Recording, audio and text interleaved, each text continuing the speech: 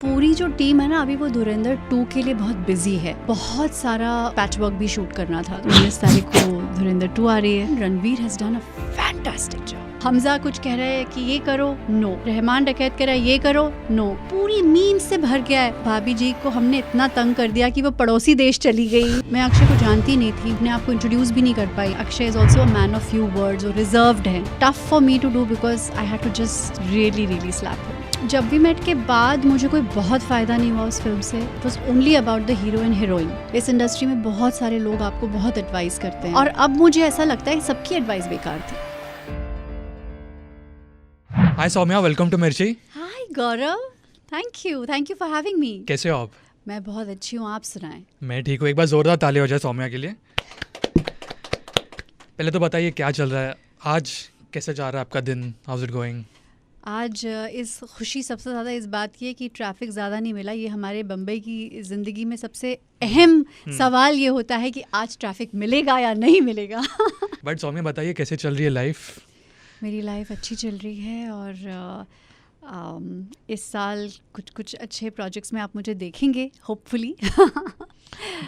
देखो बहुत सारी बातें करनी है, बट सबसे पहले तो आपको पता है मैं क्या पूछने वाला हूँ एंड क्या टॉपिक होगा जो अभी बहुत ट्रेंडिंग में है और अभी भी रहने वाला है ट्रेंडिंग में। धुरंधर, कॉन्ग्रेचुलेशंस। थैंक यू जी, बहुत बहुत शुक्रिया। धुरंधर 1 को बहुत प्यार मिला और सबसे ज़्यादा और मुझे बहुत प्यार मिला जो मैंने उम्मीद नहीं की थी। एक्चुअली मैंने कभी सोचा नहीं था कि मेरा जो किरदार है उसको इतना ज़्यादा प्यार मिलेगा। और अब धुरंधर 2 की बात चल रही है कि 19 तारीख को धुरंधर 2 आ रही है। तो आप का सवाल है, मुझे पता है आपका सवाल क्या है। आप मुझे देखेंगे, बहुत बड़ा नहीं लेकिन देखेंगे ज़रूर। देखो मैं बहुत सारे सवाल आने वाले, ठीक है? और हम लोग एज आई नो आप इस फिल्म के एक पार्ट हो, बट हम लोग एज फ्रेंड्स एक जो फैन थियरीज हम लोग जैसे बात करते हैं ना फ्रेंड्स में, क्योंकि धुरंधर से बहुत सारे फैन थियरीज है, तो बहुत सारे बातें करनी धुरंधर पे। एंड मैं आपको स्पॉयलर्स नहीं पूछने वाला हूँ, so don't worry about it. But exclusive ये मुझे मिला है कि मुझे नहीं सुना था मैंने अब तक ये आपने जो बोला है अभी, बट अब हो धुरंधर 2 में। वेरी ब्रीफली ओके क्योंकि हम लोग एक्साइटेड है काफ़ी आपको देखने के लिए 2 में।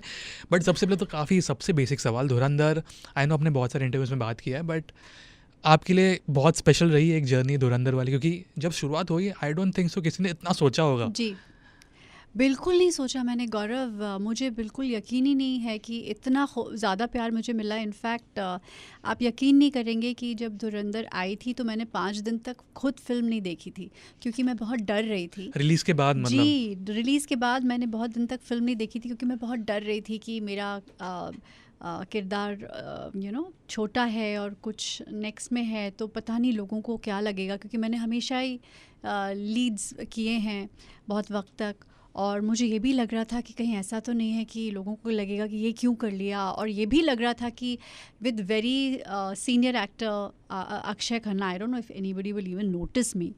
तो मैं बहुत डर रही थी। मैंने 5 दिन तक फिल्म ही नहीं देखी और मेरे हस्बैंड ने मुझसे कहा कि चलो देखो, देख तो लो यार। मैंने कहा नहीं प्लीज़। और मेरे फ्रेंड्स ने कहा चलो सब साथ में मिलकर देखते हैं। मैंने कहा नहीं तुम लोग धुरंधर के लिए देखो, मेरे लिए मत देखना। मेरी मम्मी को, मैंने अपनी सिस्टर को, सबको मैंने यही कहा था। अनटिल अनलेस रिव्यूज़ में सब लोग मेरी बात करने लगे, फिर बहुत सारे डायरेक्टर्स के मैसेज आने लगे मुझे, फिर बहुत सारे राइटर्स, डायरेक्टर्स, फिर मैंने देखा कि मेरा पूरा इंस्टाग्राम मीम्स से भर गया है। ये विद इन 5 डेज पूरी मीम्स से भर गया है कि अरे भाभी जी को हमने इतना तंग कर दिया कि वो पड़ोसी देश चली गई से लेकर सब। हमजा कुछ कह रहे हैं कि ये करो, नो। फिर रहमान डकैत कह रहा है ये करो, नो। लेकिन फिर उल्फत कह रही है करो तो हम कर देते हैं। सो ये वाली मीम्स बन रही है और न जाने क्या क्या रील्स बन रही थी। मैंने कहा ये हुआ क्या है, ऐसा तो कोई बहुत मेरा बड़ा पार्ट नहीं था। And then I finally went and I watched it. तो actually I was not really expecting much. मैंने ये फ़िल्म इसीलिए की क्योंकि मुझे आदित्य के साथ काम करना था। मैंने आदित्य के बारे में बहुत अच्छा सुना था अपने फ्रेंड्स से, इंडस्ट्री से, and I really wanted to work with him. And also because Aditya had told me कि आपने हमेशा बहुत ही चर्पी, ब्रीजी और मज़ेदार और मतलब बातूनी कैरेक्टर्स किए हैं। ये किरदार आपके सारे उस काम से बहुत अलग हट के है। So it will be interesting for a viewer to watch. And मैंने सोचा it will be challenging for me to do something so intense.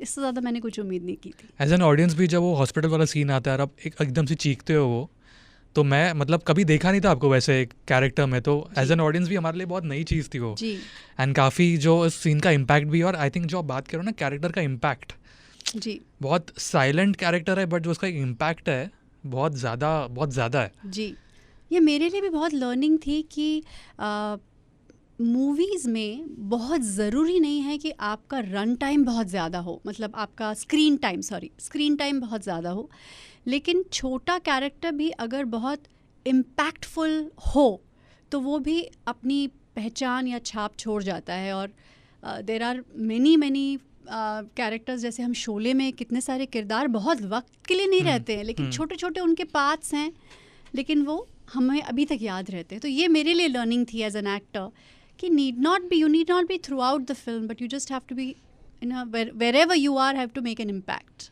अब जब धुरंधर का रिजल्ट तो मतलब क्लियर हो गया, इतने दिन थिएटर्स में भी चली, I think 90 to 100 days if I am not wrong, तो धुरंधर के बाद कितनी लाइफ चेंज हुई आपकी?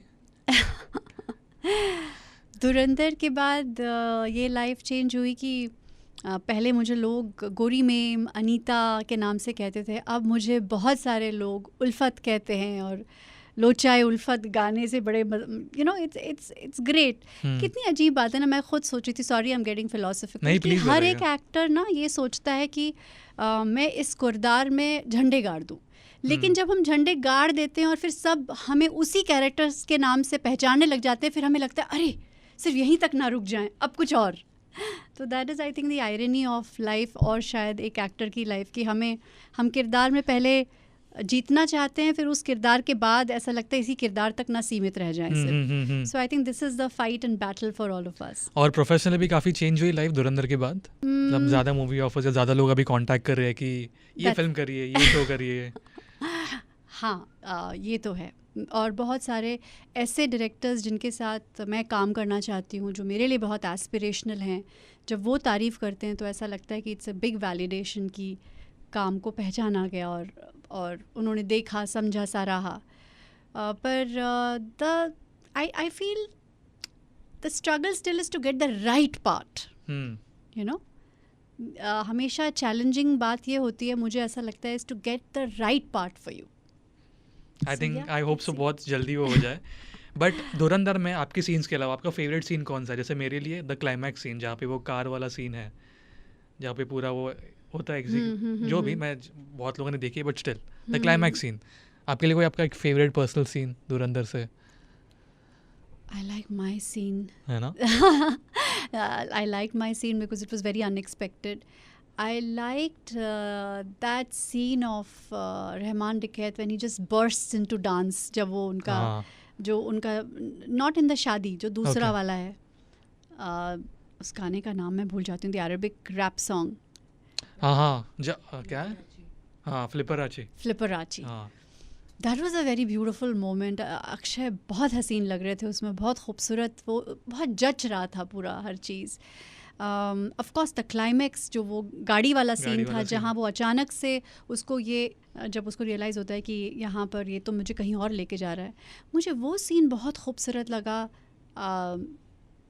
इसका रणवीर का, जब जो दूसरा जो स्पाई था उसको मारा जा रहा है, और जब वो अंदर आता है तो उसके जो चेहरे में डर, खौफ और जो दुख, और ये भी कि अगर इसने बोल दिया तो मैं भी नहीं बचूंगा, वो इतना सुंदर किया है रणवीर ने। साइलेंटली ही did that scene so beautifully, बहुत सुंदर किया रणवीर ने, बहुत अच्छा काम किया, restraint. I think Ranveer Singh, मैं वही बोलना चाहता हूँ कि एकदम अपोजिट इसमें दिखे वो इसमें, मतलब जो काफ़ी लाउड है I think as a person वो, एंड इसमें इनफैक्ट बहुत अपोजिट था धुरंधर में। जो साइलेंट और रेस्ट्रेंट एक्टिंग है ना, वो ज़्यादा मुश्किल है बजाय कि बहुत ज़्यादा डायलॉग्स वाली।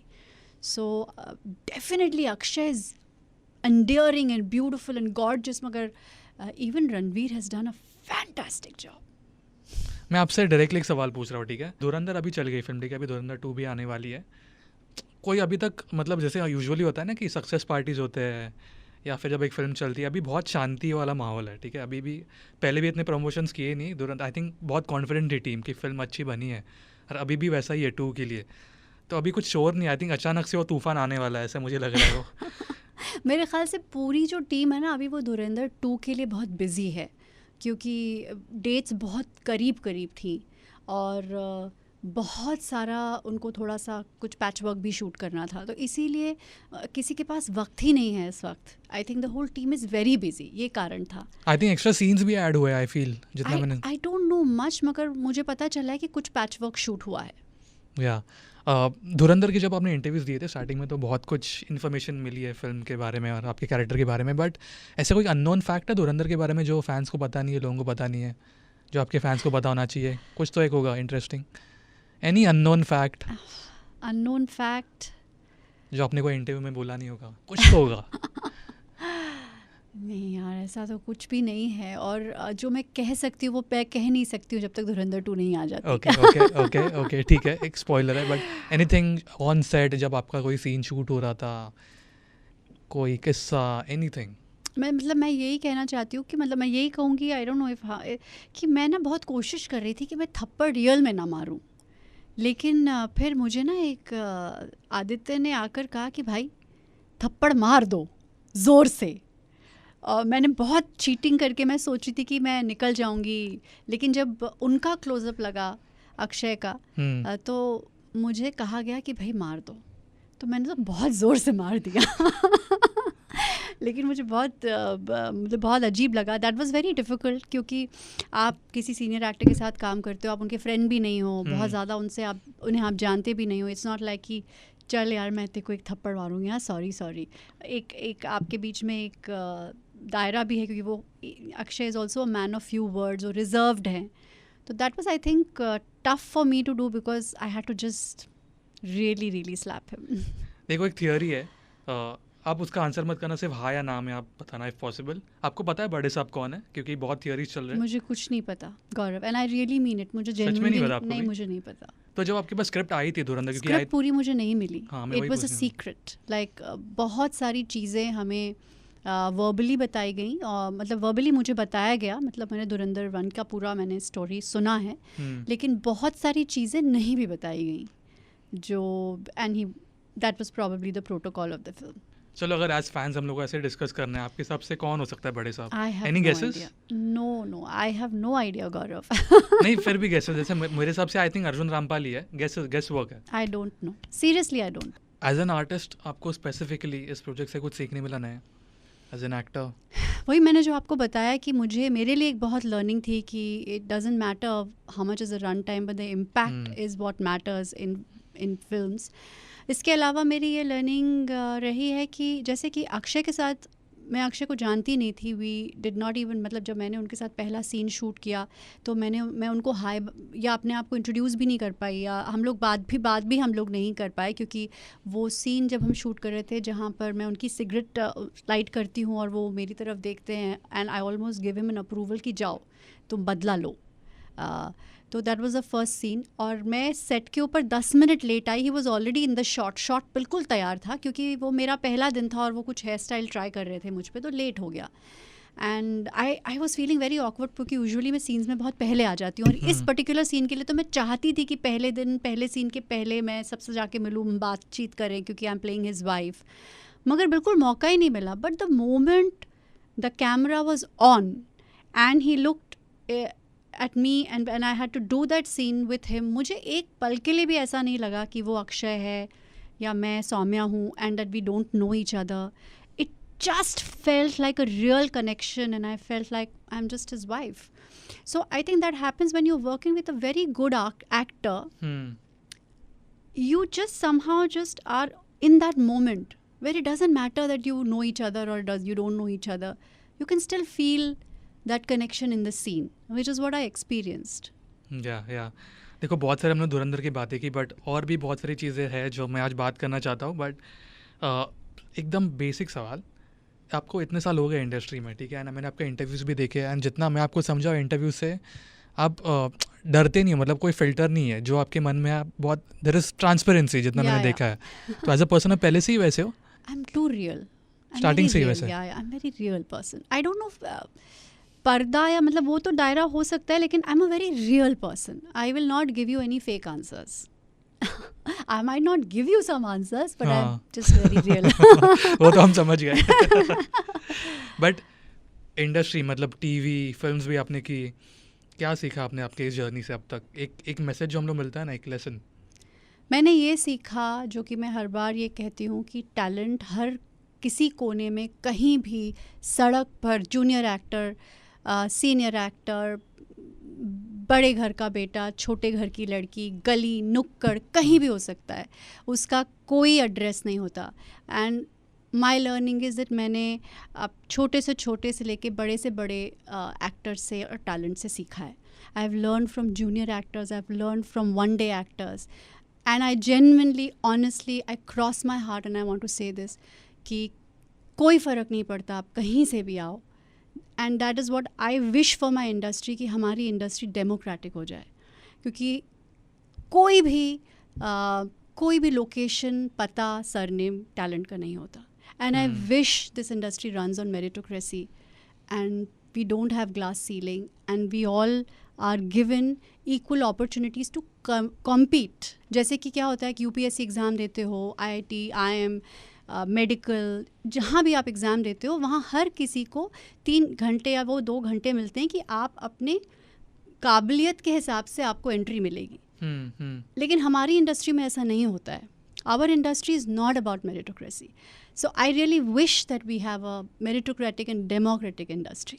आपको लगता है ये चेंज आएगा अभी धीरे धीरे आगे? सोशल मीडिया से तो बहुत चेंज आया है, क्योंकि अब हर किसी के पास अपनी आवाज़ है। बहुत सारा टैलेंट, म्यूजिशियंस, सिंगर्स, डांसर्स, बहुत सारे लोग हमें मिले हैं सोशल मीडिया से। लेकिन अभी भी it's not easy to break in to the industry. जैसे हॉलीवुड में होता है कि अगर कोई बहुत बड़ी भी फिल्म हो और बड़ा भी रोल हो ऑफ स्पाइडरमैन और Superman, there will be proper auditions और there will be proper places for anybody and everybody who can do it. Or maybe at that level, maybe also there must be politics, I don't know, but as much as I understand.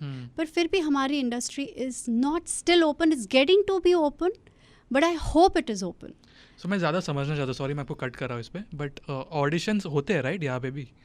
Auditions होते हैं, but you know, there are very, very few opportunities for new talent. नए लोगों के लिए। Yes. But I think OTT के बाद I think वो OTT definitely has improved. And also मुझे ऐसा लगता है कि अब मुझे यकीन भी हो गया है, और मुझे लगता है जेन्युइनली कि अगर आपका कंटेंट अच्छा हो और अगर आप सिर्फ उस कंटेंट में सिर्फ नाम की वजह से कुछ लोगों को एक सेटअप बना के ना भी बनाएं, और अगर आपका कंटेंट अच्छा है तो वो चलेगा। So the casting should not be on the basis of कि हमारा मार्केटिंग की में हम सेटअप बना रहे हैं कि ये चलना चाहिए। The casting should be on the basis of the script, and that is the reason why I think also Dhurandhar worked is कि धुरंधर में सबसे बड़ी स्क्रिप्ट थी, स्क्रिप्ट सबसे ऊंची थी, स्क्रिप्ट सबसे बड़ी थी, और सभी लोगों का योगदान उस स्क्रिप्ट की तरफ था। भले म्यूज़िक हो या कुछ भी हो, nobody was bigger than the film, then the story, and that is the reason why I think everything just came together and became a hit. Actually मैं सोच रहा था कि हर एक डिपार्टमेंट वाज वेरी स्ट्रांग, मतलब background music, background score, everything. Shashwat has done such a fantastic job. I think he's one of the Dhurandhars in the movie. Uski music has just uplifted the whole film. So beautifully done. I just feel कि second part के लिए क्या pressure होगा, क्योंकि already इतना हो गया। Okay, but हम लोग इंडस्ट्री की बात कर रहे थे। अगर आपने 2 चीज़ें तो हमें बोली कि एक ऑडिशंस का और एक जो आपने पहले एक कंसर्न आपने बताया, बट एनीथिंग, एक नया रूल अगर आपको एक बनाना होता है इंडस्ट्री में, क्या बनाते आप? If you had the power to create a new rule, तो अब क्या करते? I would actually tell the studios and the big people who are green lighting projects to green light it on the basis of the merit of the content and not by who's leading it.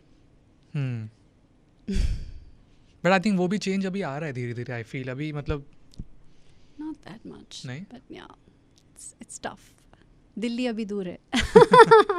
yeah. आप कौन से time की films देखते हो वैसे in general, free time में, या कौन से टाइप का कंटेंट आप फॉलो करते हो? मतलब मैंने पिछले साल मैंने लापता लेडीज़ बहुत इन्जॉय किया, मुझे बहुत अच्छी लगी। मैंने 12th फेल बहुत इन्जॉय किया। ये 2 फिल्में मुझे अच्छी लगी और दोनों ही बहुत बड़े स्केल पर नहीं थी, छोटी फिल्में थी, लेकिन कितनी खूबसूरती से बनाई गई थी। इनफैक्ट लापता लेडीज़ में सभी लोग नए थे और सबने कितना सुंदर काम किया है। तो मैं यही कहना चाहती हूँ कि it doesn't matter if you don't have a big name, what matters is कि आपका प्रोडक्ट सॉलिड होना चाहिए। तो मैं रियली ये विश करती हूँ कि ऐसा हमें ऐसी opportunities, studio support from the industry मिले कि हम अच्छे कंटेंट को सपोर्ट करें और मोस्ट इम्पॉर्टेंटली लोग सपोर्ट करें, क्योंकि जब तक लोग सपोर्ट नहीं करेंगे तब तक फिर बिजनेस ही नहीं बन पाएगा, बिजनेस नहीं बनेगा तो फिर लोग पैसा नहीं डालेंगे। तो पूरा एक लूप है वो। करेक्ट। अगर आपको मैं बोलूँ, अगर आपको टाइम ट्रैवल करना है, ठीक है, एकदम स्टार्टिंग में जहाँ से आपकी जर्नी स्टार्ट हुई थी, आप खुद को कुछ एक एडवाइस देना चाहोगे?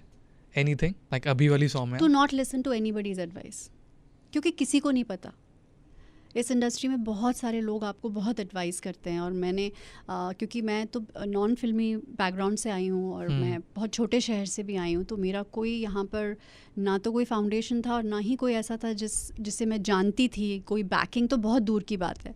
सो I was also financially supporting myself. तो बहुत सारे लोग एडवाइस देते थे, बहुत सारे बड़े छोटे मैनेजर्स, PR भी हो गया या प्रोड्यूसर्स, एक्टर्स, सब लोग एडवाइस देते थे। और अब मुझे ऐसा लगता है कि सबकी एडवाइस बेकार थी, क्योंकि कोई एडवाइस किसी एक इंसान पे फिट ही नहीं होती, क्योंकि हर इंसान की जर्नी अपनी अलग होती है।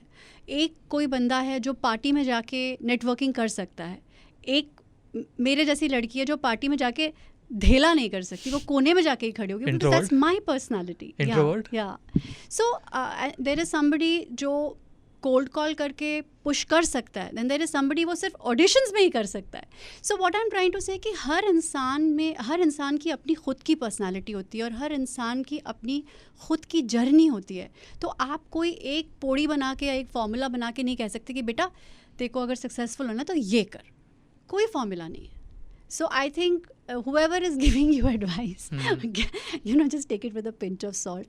I think the only advice or the only thing that actually works is अपने आप को बेहतर करो और डटे रहो।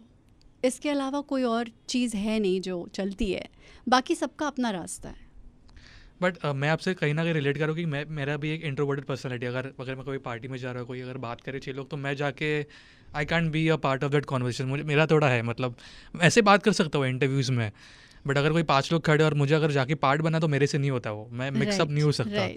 सो बट इंडस्ट्री में, ये प्रोफेशन में आई थिंक कॉन्टैक्ट्स बनाने भी उतना इंपॉर्टेंट है। I think socialising very important to network, to get to know the right people कि आप करें, मगर नेवर वर्कड फॉर मी।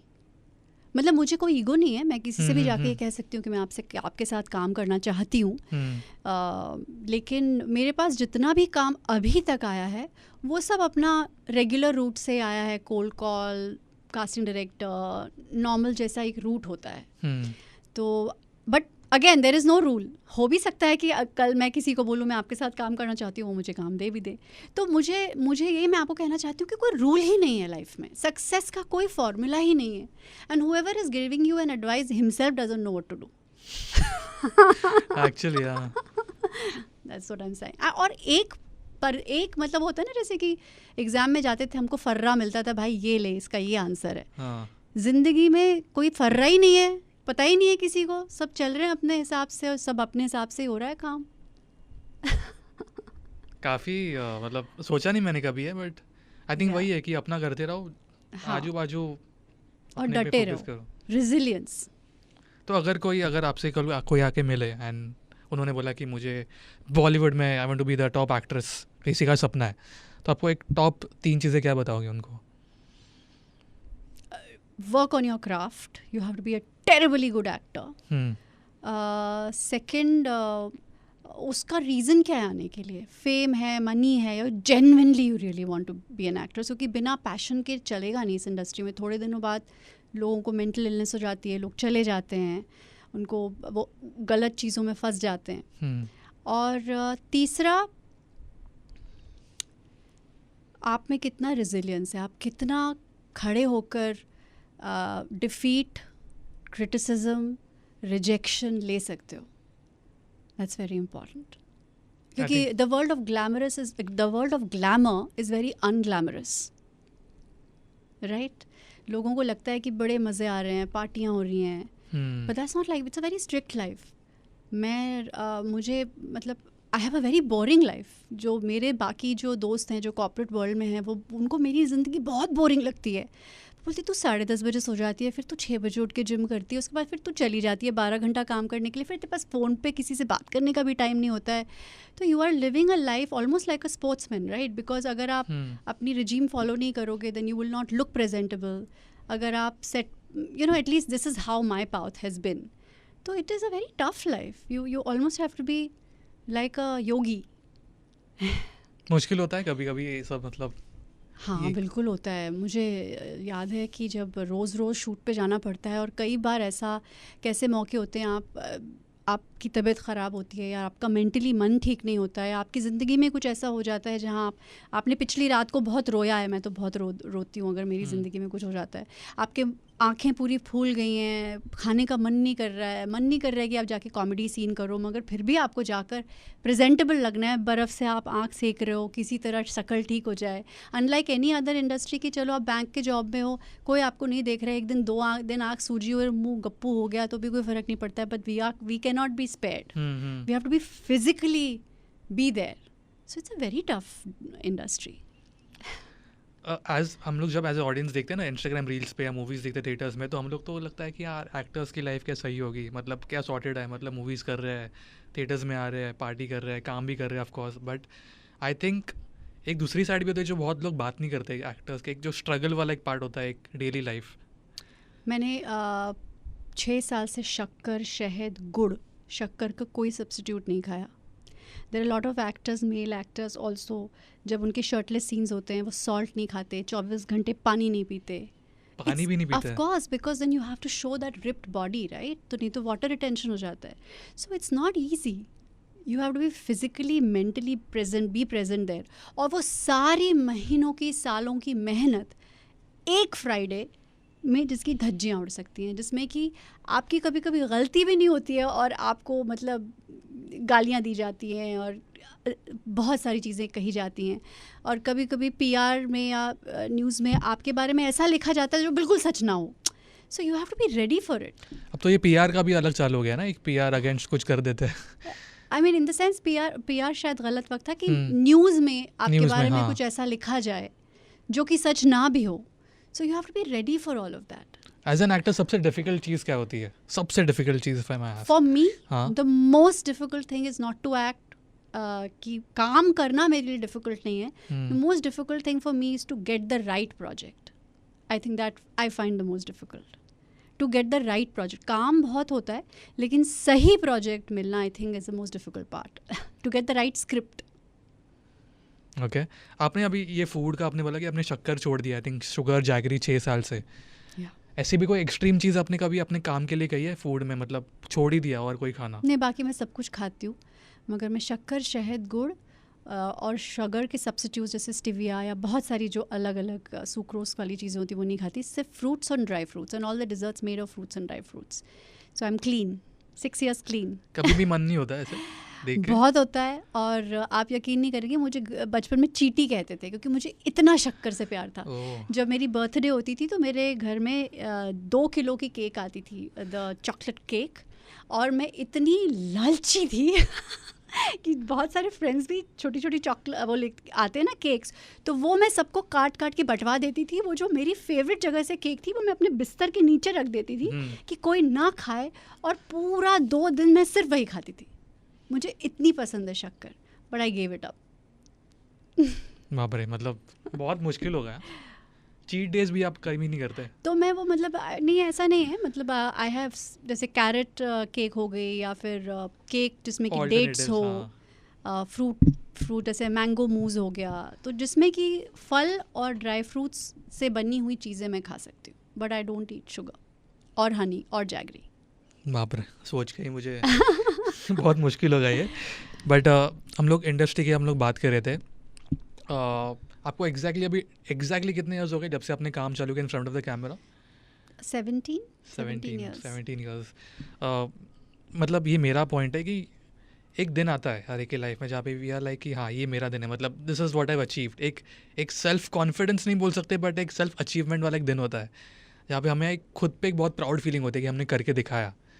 आपके लिए वो दिन आपको याद है कोई? या यार फिर वो मैं लाइक तो कि बड़ी सेल्फ क्रिटिकल हूँ, मुझे हर बार ही नर्वसनेस होती है, मुझे हर बार ही ऐसा लगता है, मुझे कई बार इम्पोस्टर सिंड्रोम भी होता है, मुझे तो हर बार ऐसा लगता है। मुझे याद है कि जब मैंने ये सीन किया था या एक और सीन किया था तो मैं ये रात को 1 साल तक यही सोचती रही, because I had shot this 1 year ago, कि यार इसको मैं ऐसे कर सकती थी, इसको मैं ऐसे कर लेती तो ज़्यादा इम्पैक्ट होता। तो वो मैं साल भर सोचती रही कई मरतबा। एक बार तो मैंने आदित्य को जाके बोला, आदित्य मैं अपनी इज्जत तो मेरी रह जाएगी ना, तो Aditya was laughing like you have done very well.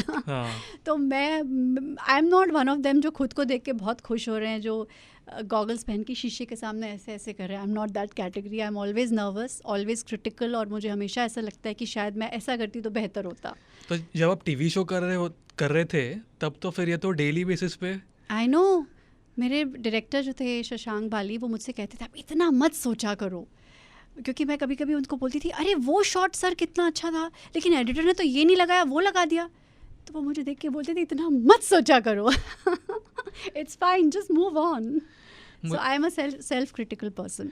मुझे इससे याद आया कि जब मैंने कल मतलब इंस्टाग्राम स्टोरी पे डाला था कि मैं आपके साथ में पॉडकास्ट करने वाला हूँ, तो आपके शो पे भी बहुत सारे सवाल आए थे मुझे, एंड आई नो वो इन्फॉर्मेशन है कि आपने शो क्यों छोड़ा, ये सब मैं उस पर नहीं जा रहा हूँ, बट अगेन कोई unknown fact about the show जो फैंस को बताना चाहिए, क्योंकि इतना आइकॉनिक शो है, इतना आइकॉनिक कैरेक्टर है जो फैंस को पता नहीं इतने सालों से इतना सब कुछ तो बात हो गई उसके बारे में। हाँ। I'm still so good friends with so many people from that show. Asif ji is a dear friend. Benaifer, the producer of that show, is such a good friend of mine. So many of them, Happu, Deepesh of course is not there with us, Vaibhav, Rohit ji, they're all such good friends of mine. क्या नहीं पता है? I don't know. नहीं? You have to ask me. I can't think of anything. Reddit पे मतलब कोई unknown fact नहीं, Reddit पे मैं पढ़ रहा था आपके बारे में जब मैं रिसर्च कर रहा था, तो आई थिंक आपने कोई ऑन सेट किसी की आई थिंक कोई हेल्प की थी, ऐसा कुछ था क्या? ये रेडिट पे मैंने पढ़ा। हाँ, दीपेश हमारे सेट पर मलखान का रोल किया करता था, और सपोर्टिंग एक्टर था 3 वो जो लड़के हैं, टीका, मलखान, टिल्लू। और दीपेश का हम सब लोग, वो गाता बहुत अच्छा था और बोलता बहुत ज़्यादा था, तो उसको सब मजाक उड़ाते थे, लेकिन वो मुझसे बहुत बात करता था, और बहुत सालों से वो इंडस्ट्री में काम कर रहा था। वो उसका दिल था कि वो घर बनाए, और उससे भी ज़्यादा उसका दिल था कि वो शादी कर ले। सब उसका मजाक उड़ाते थे कि तेरी तो शादी नहीं होगी, तू इतना बोलता है, तेरी शादी नहीं होगी। तो उसने मुझे फ़ोन करके बताया कि मेरी शादी हो रही है। फिर उसने वो लोन के लिए अप्लाई कर रहा था, तो हम लोग साथ बात करते थे, तो उसको फाइनली एक लोन भी मिला, तो मैं बहुत खुश थी उसके लिए। फिर कोविड के वक्त उसने मुझे फ़ोन करके बताया कि कोविड के पहले ही कि माई वाइफ इज़ एक्सपेक्टिंग। तो उसकी लाइफ में सब कुछ बहुत 1-1.5 साल में सब कुछ बहुत अच्छा होने लगा, तो ही उसको शेयर विद मी। और अचानक से एक दिन कोविड के ही वक्त हमें पता चला कि वो क्रिकेट खेल रहा था और वो गिरा और उसकी डेथ हो गई। तो मुझे बहुत तकलीफ़ हुई, क्योंकि मुझे पता है कि उसने अपनी ज़िंदगी की सारी कमाई उस घर में लगा दी थी, और उसको बहुत मुश्किल से लोन मिला था, और उसने अनफॉर्चुनेटली लोन पे इंश्योरेंस भी नहीं लिया। पता नहीं कैसे उसने क्या किया, और उसके दोनों पेरेंट्स भी नहीं थे, और लड़की जो थी वो दिल्ली से आई थी, वो काम नहीं कर रही थी, she was young, 30 years old, और वो अपना काम छोड़ के आई थी। सो आई रियलाइज़ कि बैंक से लोन लिया है, और अगर वो EMI नहीं दे पाएगी तो बैंक थोड़े दिनों में नीलाम कर देगा घर। सो आई वॉज ब्रोकन, और मुझे लगा कि ऐसा नहीं होना चाहिए, उसके बेटे को घर तो मिलना चाहिए उसके फादर का, that's one thing we should make sure. So I had started a fund for him. सबसे पहले कंट्रीब्यूशन मैंने किया, और मैंने एक फ़ंड खोला और एक वीडियो डाला अपने इंस्टाग्राम पे कि दीपेश इतने सालों से हंसाते आया है, and I don't want his son to not get that house जिसके लिए उसने ज़िंदगी भर कमाए। उसका सपना था घर खरीदना, और 60 लाख रुपीस आई कलेक्टेड। और मैं बैंक में गई थी, मुझे याद है मैंने उनसे, बैंक मैनेजर से कहा था कि आप मुझे ना थोड़ी सी मोहलत दे दीजिए। तो उन्होंने कहा नहीं मैडम ठीक है, कोई बात नहीं, हम आपको थोड़ा ग्रेस पीरियड दे देंगे। लेकिन उनको यकीन नहीं हुआ कि 45 डेज़ में, और less than 45 days, 40 days I think, I went to him with 60 lakh rupees. भाभी जी के सेट से भी प्रोड्यूसर ने बहुत हेल्प किया, उन लोगों ने भी कलेक्ट करके दिया. And then I just paid off the loan. घर का papers I give to the wife, और फिर हमने लीगली भी उसको सिक्योर कर दिया. मैंने I took the lawyer from my producer कि अब उस घर को और कोई क्लेम ना कर सके. सो आई वाज वेरी हैप्पी कि दीपेश का बेटा स्कूल जा सकेगा और घर में रह सकेगा. आई थिंक इसके लिए ज़ोरदार तालियां हो जाए मतलब टू यू. काफ़ी बड़ी बात है. एंड मेरे दिमाग में यही आ रहा था कि कैसे आप जब काम करते हो आपके आसपास के लोग एक फैमिली तरह हो जाती है. जी जब आप इतने साल से एक शो में थे, एक फैमिली बन जाती है ना. जी, सब फैमिली बन जाती है. और हर इंसान ना आप सपने लेके आता है. मतलब हम अलग अलग शहरों से, अलग अलग जगहों से. बॉम्बे आसान जगह नहीं है. हम सपने लेके आते हैं अपने, और हमें ये नहीं पता होता कि हम इतना जो हम जद्दोजहद कर रहे हैं, इतना जूझ रहे हैं, अचानक सब कुछ एक दिन ख़त्म हो सकता है.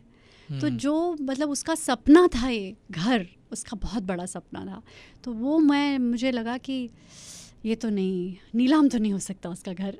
फाइनली आपने करके दिखाया वो. I think it is love, उस शो की और उस किरदार की लोगों का प्यार था, that I could do it. मैं तो सिर्फ एक ज़रिया थी, लेकिन वो सब लोगों के, और मुझे पता है जेन्युइनली उस टाइम पे ना, मुझे सब लोगों ने कहा कि मत करो, पर मुझे उससे यकीन हो गया कि लोग जितने दुनिया में बुरे लोग हैं उससे ज़्यादा लोग अच्छे हैं, जिन्होंने दिल खोल कर पैसे दिए हैं. So much goodness in the world. I think ये लोग ये भूल चुके हैं कि जितनी बुराई लोग डिस्कस करते हैं उससे ज़्यादा अच्छाई भी है. 100% मुझे अब यकीन हो गया उसके बाद. शो की कौन सी ज़्यादा आपको अभी भी चीज़ें याद आती है?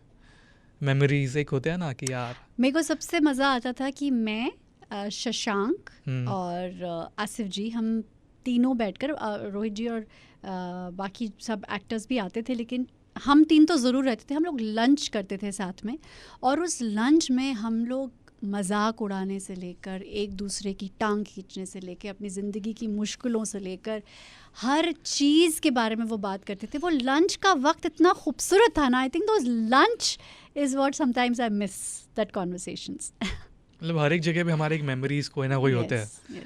बट कहीं ना कहीं as an actor comfort zone से निकलना इन अ वे, जैसे मेरे लिए बहुत बहुत बड़ा प्रॉब्लमेटिक है. मुझे कंफर्ट जोन में रहना, मुझे इतनी आदत हो गई है, बहुत मुश्किल होता है. आई थिंक जो लोग इस जोन में वही समझ पाएंगे मैं क्या बोल रहा हूँ. बट आई थिंक बहुत मुश्किल होता है कंफर्ट जोन में रहना, उससे फिर डिसीजन लेके. मुझे पता था कि मुझे जाना है अब, क्योंकि इस शो से मुझे जितना चाहिए था, या इस शो को मैं जितना दे सकती थी, या एज एन आर्टिस्ट मुझ में जितना था वो हो चुका था. और मुझे नहीं पता था कि इसके आगे मैं क्या सीख सकती हूँ या इस शो को और एक्स्ट्रा दे सकती हूँ. So that journey for me was over. It was scary, क्योंकि ये नहीं पता था कि क्या होगा आगे. Exactly, डर लगता है.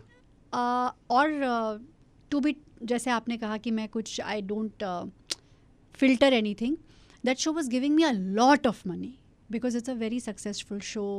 मैं लीड एक्टर थी, तो मुझे बहुत अच्छा अमाउंट मिल रहा था, और फिल्मों में मुझे इतने पैसे नहीं मिलते जितने उस शो में. तो मैंने बहुत सारा पैसा फोरगो किया, लेकिन आई वॉज नॉट फीलिंग चैलेंज्ड. और मुझे पता था कि अगर मैं यही करती रही तो फिर मेरा पूरी जो जर्नी है वो सिर्फ एक किरदार में सिमट कर रह जाएगी, और वो मेरे लिए ठीक नहीं लग रहा था मुझे. तो इट टुक अ वाइल, और अभी भी बहुत प्यारी यादें हैं, पर मुझे यकीन था कि मुझे जाना है आगे. आपके हिसाब से लोगों को निकलना चाहिए कंफर्ट जोन के बाहर अगर कोई फंसा है? अगेन ना, it is a very subjective thing, क्योंकि कुछ लोग, मतलब ऐसा होता है, कुछ लोग हंटर्स होते हैं, कुछ लोग फार्मर्स होते हैं.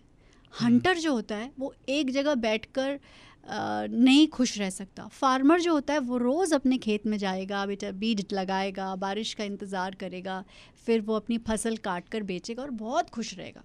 सो you have to decide whether you are a hunter or a farmer, and nothing against the farmers. पर दोनों के प्रोज एंड कॉन्स होंगे. आई थिंक दोनों के प्रोज एंड कॉन्स है. और यू नो, लाइक यू से कि व्हाट इज़ हैप्पीनेस और व्हाट इज़ सक्सेस, सबकी डेफिनेशन अलग होती है.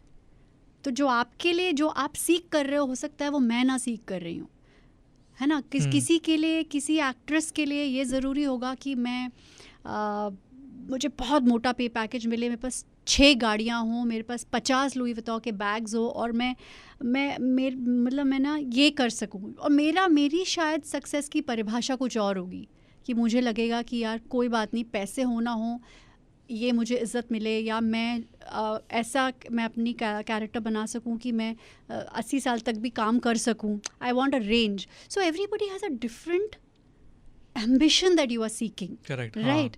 तो उसके लिए जो अच्छा है वो मेरे लिए हो सकता है अच्छा ना हो.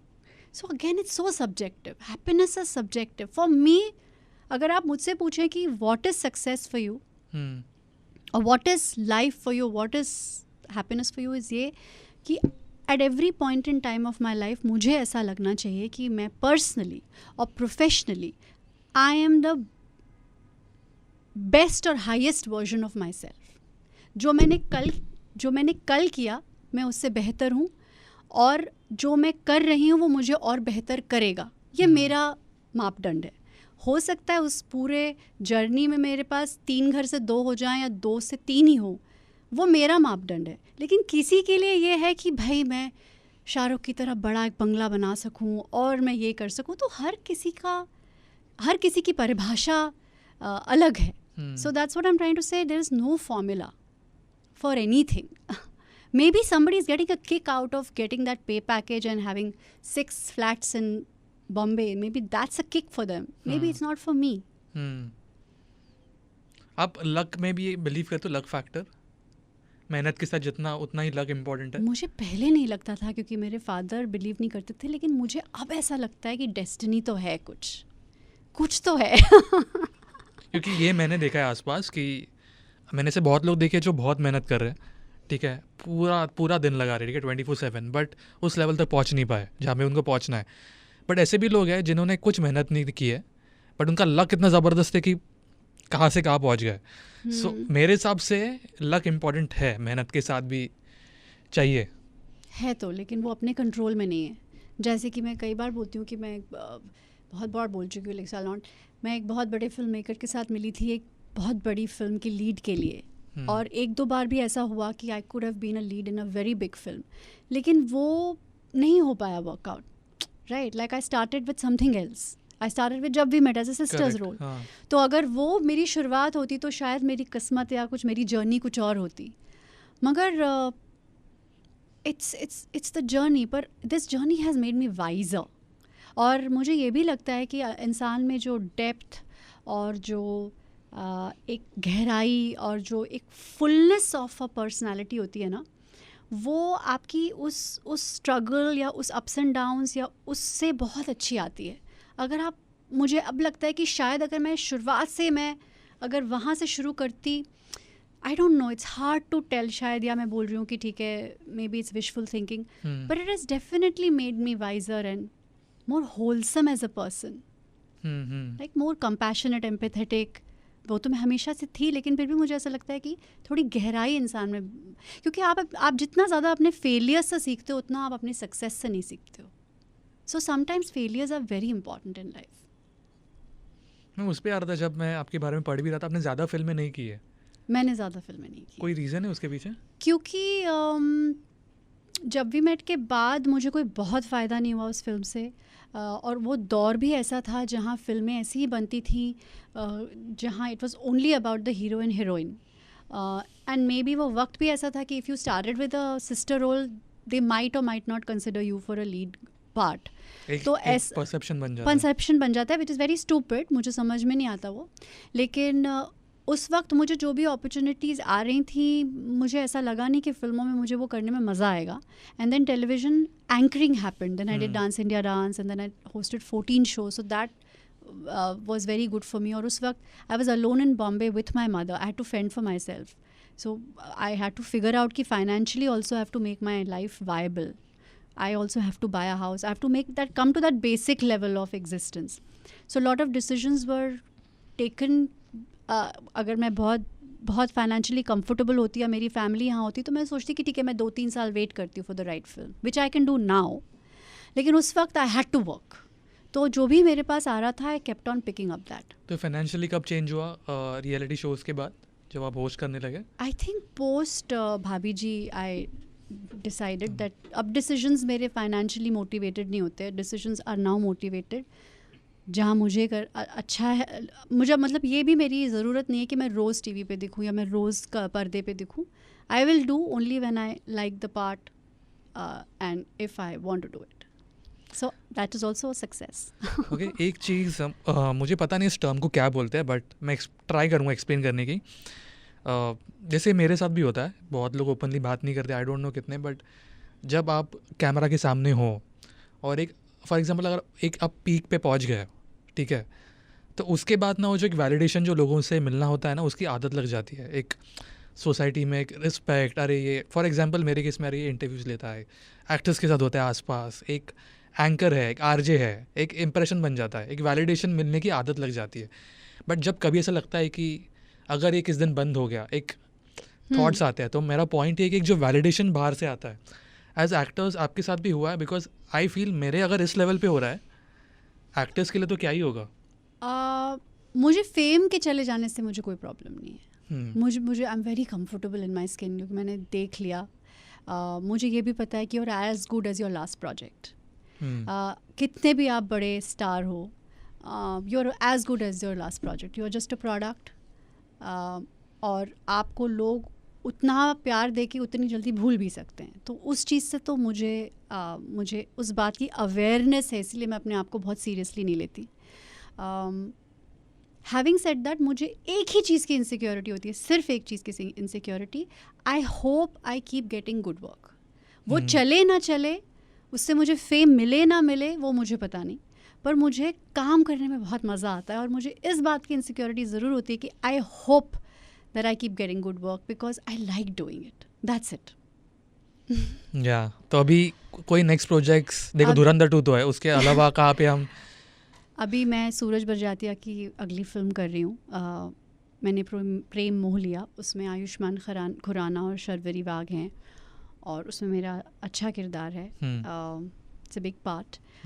उसमें बहुत सारे और भी एक्टर्स हैं. अनुपम खेर हैं, सीमा पावा, सुप्रिया पाठक, स्वानंद किरकिरे, शाद रंधावा, गीता जी, बहुत सारे एक्टर्स हैं. फैमिली ड्रामा है, जैसे सूरज जी की फिल्में होती हैं. सो that is the next project. और बहुत टाइम बाद ऐसे एक फिल्म आ रही है, काफ़ी रिफ्रेशिंग होगी. बहुत सालों बाद टिपिकल सूरज जी स्टाइल, जिसमें कि it's a romantic drama with family. जो आई थिंक उनकी जो सोच है कि प्यार सिर्फ 2 लोगों या शादी सिर्फ 2 लोगों में नहीं होती, it's between 2 families as well.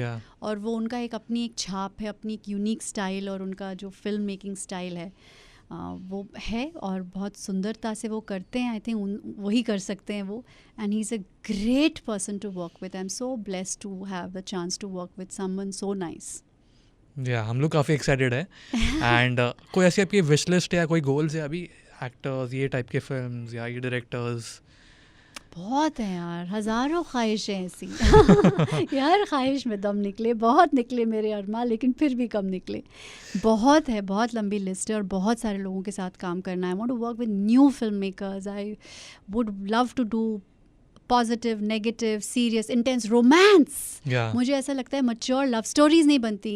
मतलब हमारे देश में, मैं अक्सर कहती हूँ, ये शायद आपने सुना भी होगा पहले कहते हुए, कि ऐसा लगता है जैसे हिंदुस्तान में ना, जब शादी हो जाती है तब तक लोग प्यार करना बंद कर देते हैं. सिर्फ रोमांस और प्यार 20s में होता है, उसके बाद जब शादी हो जाती है सब कुछ ख़त्म हो जाता है. Life beyond it doesn't exist. अरे भाई, लोगों के दिलों में फिर भी दिल धड़कते हैं. There is romance, love, and I am longing to do a mature love story because I think India needs it.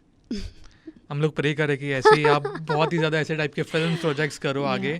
Thank you so much. Thank you. काफ़ी अच्छा लगा आपसे बात करके, एंड मैंने भी बहुत सारी चीज़ें सीखी आपसे आज. अरे यार, बहुत अच्छा लगा बात करके. इट रियली फेल्ट लाइक कि हम एक्चुअली पॉडकास्ट नहीं कर रहे हैं, हम जेन्युइनली बात कर रहे हैं. Thank you so much. But जाने से पहले एनी मैसेज, जो लोग आपको इतना प्यार दे रहे हैं और आगे भी देखने वाले हैं, एंड धुरंधर 2 के फैंस के लिए प्लीज़ पहले, क्योंकि बहुत सारे मैसेजेस आए. सो या मैं बहुत सबसे पहले बहुत ग्रेटफुल हूँ, बहुत आभारी हूँ कि मैंने जो भी काम किया, छोटा बड़ा, बड़े पर्दे पे, छोटे पर्दे पे, मुझे बहुत प्यार मिला. जेन्युइनली जो भी मैंने किया उसमें मुझे बहुत प्यार मिला. और धुरंधर बहुत बड़ा प्रोजेक्ट है, और उसमें आपने जो मुझे प्यार दिया, it's a sum total of whatever I have done in my life पहले. I really wish and hope that I never let you down, और मैं आपसे ऐसे ही प्यार लेते रहूँ. And do watch Dhurandhar 2 because It's genuinely a good film. Not because of anyone else, not because of me or anyone else, but it's because it's a genuinely good film. Perfect. 19th March, I think. 19th March. Yeah. Thank you so much and all the best. Thank you so much.